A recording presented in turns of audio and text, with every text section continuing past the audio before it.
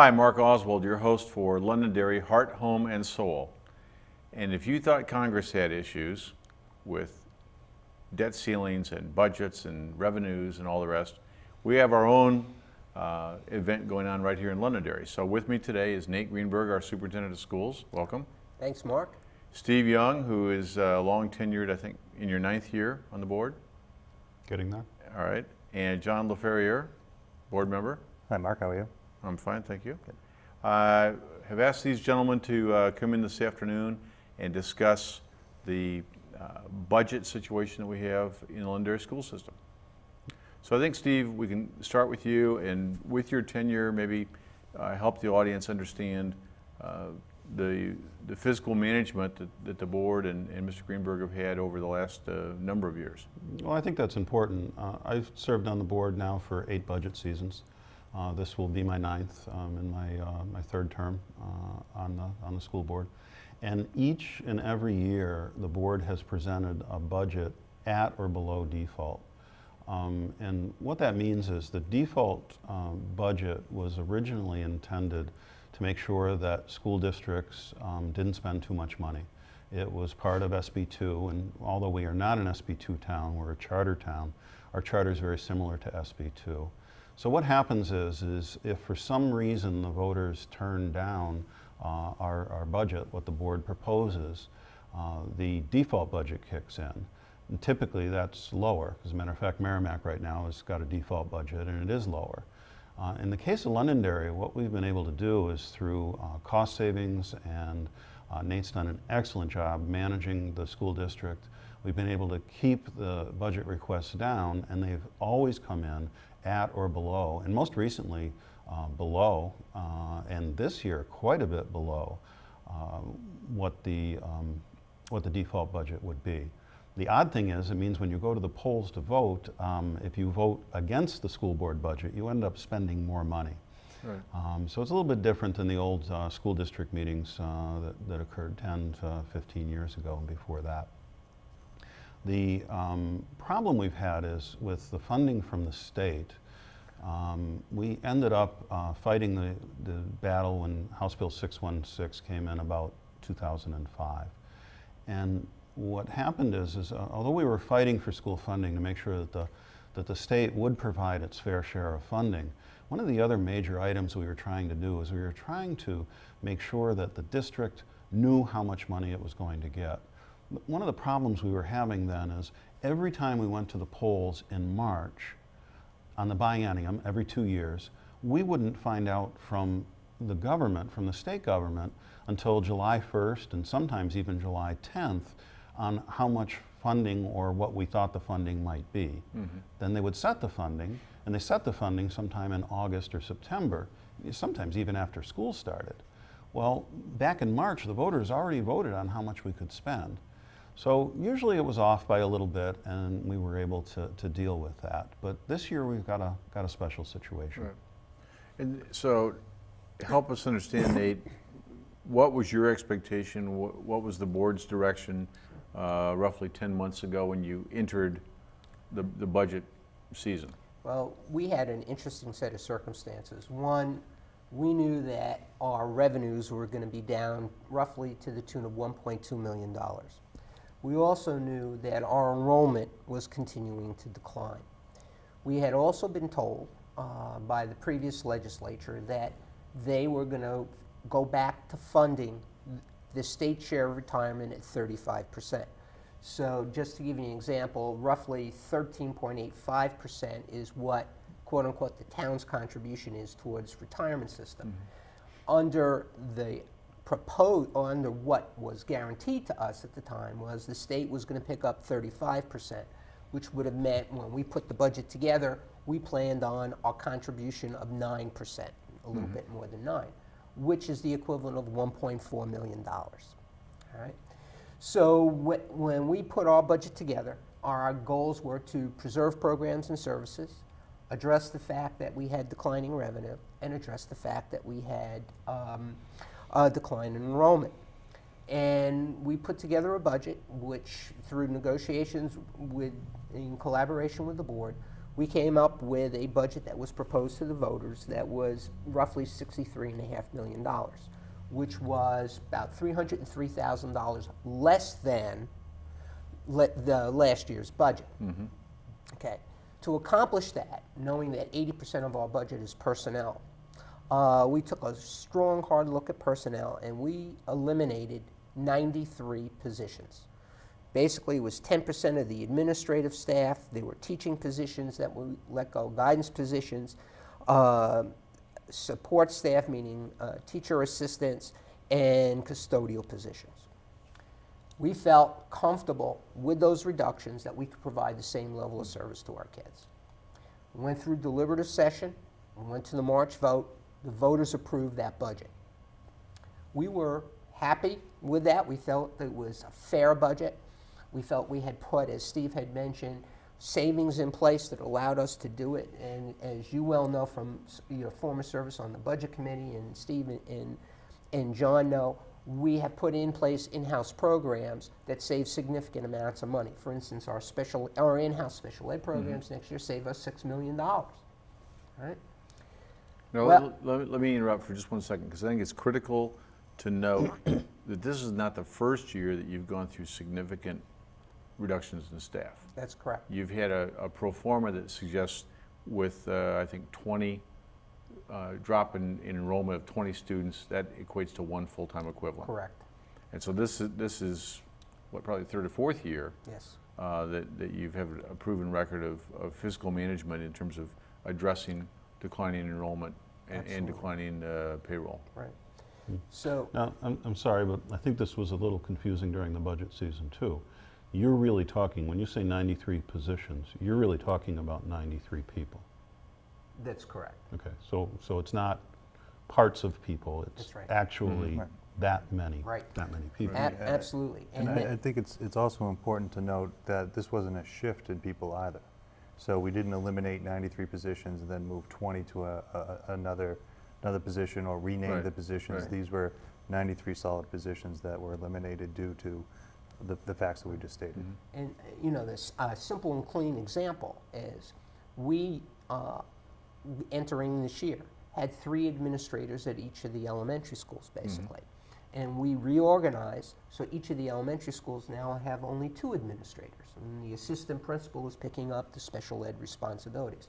So both John and Steve are absolutely correct. We eliminated those positions. Those positions are no longer in the budget. They're no longer funded. We presented the budget at deliberative session. We went from deliberative session to the vote in March. The ink was not even dry after the voters approved the $63 million budget, that the governor came out with his budget and the state began to work through its process. One of the key components was the elimination of the state's share of retirement costs. To us, that was $1.4 million, all right? So that automatically created a $1.4 million hole on the appropriation side. We have no choice but to pay that money. And since our budget was already set, the only thing left for us was to at least freeze positions, additional positions. Forget about the 93, they're already gone. We had to find positions, programs, and services to freeze because we had a $1.4 million issue right at that point. And what we wound up doing at that point was freezing somewhere in the neighborhood of 16 additional positions that were elementary teaching positions, guidance positions, nurses positions. We also put a freeze on transportation. We had to put a freeze on extracurricular activities at the elementary, middle school level, freeze on middle school sports, intramurals, to come up with the $1.4 million. Because once we issue a contract, we're obligated to do it. And we couldn't put the board in the position, or the school district in the position, of being in the hole, $1.4 million. I also think it's important to note at this point, once our budget was established and we had already voted on it, we could not go back. We had no mechanism to go back and change our budget, nor go back to the townspeople, So at that point, we had no choice but to basically start cutting into the programs and services to fund these, these shortfalls that we had. Absolutely. Now, we fast forward to July. The legislature went through its sausage-making process, and there were two major issues that surfaced or impacted our budget. One was they changed the adequacy formula. So we would be getting an additional $1.2 million in adequacy funding, all right? But simultaneously, they changed the retirement system, and the state no longer contributes to the retirement system, all right? But what they claimed was by increasing the employee contribution rate by 2%, that would get us up to 25%, okay? And the state even put in $3.5 million. Now, part of their process, they also said, because everything has been changed so late, we will allow you, if the school board so wants, to have a special school district meeting to utilize the additional adequacy money to, in a sense, replenish what was taken away. Mm-hmm. All right? Now, before you go on, I think it's important. It sounds like they were being benevolent Right. and giving us an extra amount of adequacy money. Right. That was actually the adequacy money they owed us based on the formula that they defined. That's right. And basically... So they just met their obligations, Right. because it happens to be court That's ordered. right. That's correct. Esteem's absolutely correct. So they moved, in essence, they moved the deck Shell chairs. game, just a shell They game. moved the deck chairs on us. I hope at a minimum that we can find money in the current budget to send calendars to the state legislature Right. next year. I mean, it is beyond comprehension to think that most towns, just not Londonderry, but most towns and communities and school districts across the state vote in March, the voters come out and speak, they make a decision, school boards and towns are going Right. forward with a July 1 budget, and then for them to show up in July and say, oh, by the way, we're changing the rules. Absolutely. We had, I'm sorry, Steve. No, go ahead. We had actually had the state reps in, and we actually asked them about changing the calendar, at least giving us a heads up on what is going on up in Concord, so that we can have an understanding of how we should proceed with our budget before we get Right. locked down in our process. And it is very, we got back to normal. It's difficult. It's a 2-year cycle. It doesn't seem like it's going to change all that quickly, to be honest with you. But you were saying they did give us an out with the court Right. system. So now what we have is a hole on one side of the budget and some additional money on the other. So with their action on the retirement system, our best guess at this point is that at a minimum, we're going to be $700,000 short. $700,000 that we have an obligation to pay, which means there would be $700,000 worth of programs and services we couldn't provide. In addition to that, we have, the state is not fully funding vocational tuition and transportation. We have 130 of our students that go to vocational centers in Manchester and in Hudson. The tuition rate basically has doubled, so that's like $90,000. And then we were shorted on special ed funding, IDEA funding, shorted on catastrophic aid funding, and shorted on Title II funding. That gets you to about $900,000.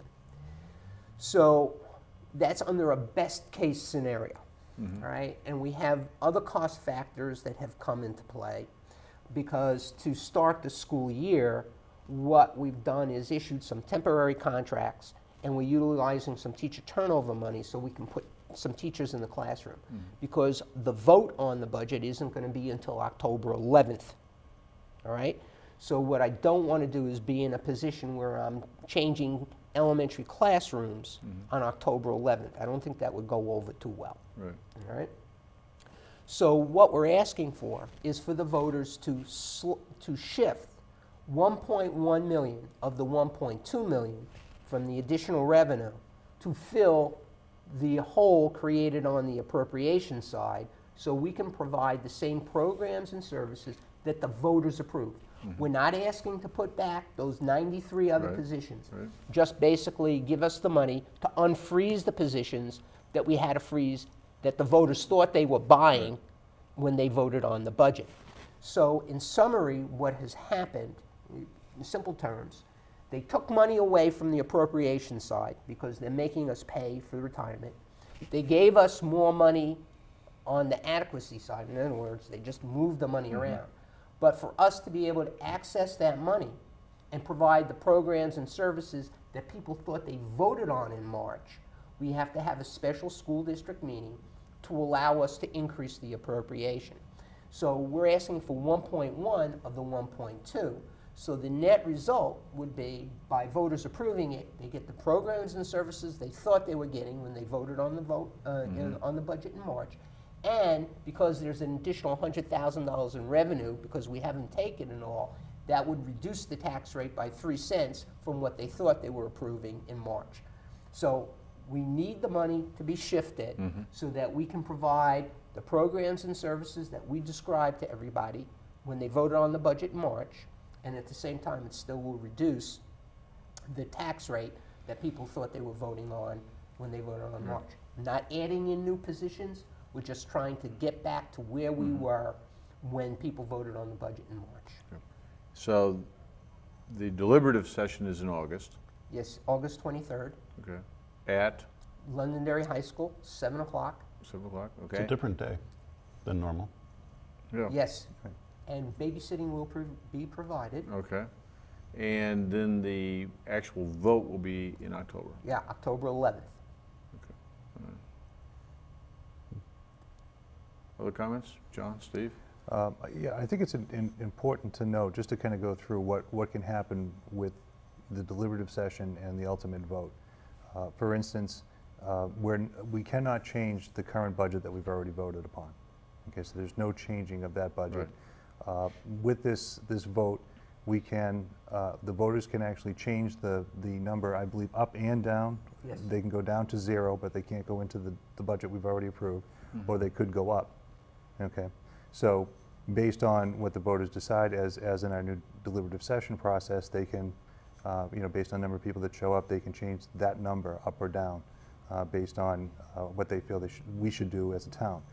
The point to make here is, if we do go up, and please correct me if I'm wrong, that doesn't necessarily mean that that money would be appropriated back to where we have cut individuals or FTE positions out of the school. And that is pretty much goes into the general fund, I believe. Yes. And then secondly, if they vote down, the money would go back to the taxpayer. However, we would have to cut into our services to make up that delta of the $1.2 million. Right. So it's important to understand the mechanics of what the voters can do and what the impact is going to be. And I know there was a detailed press release that went out to local media that detailed all this, but I do appreciate your time this afternoon in coming in, and we'll try a number of mediums here. We have local papers and websites and cable TV, so do appreciate the three of you taking time from your schedules and stopping by.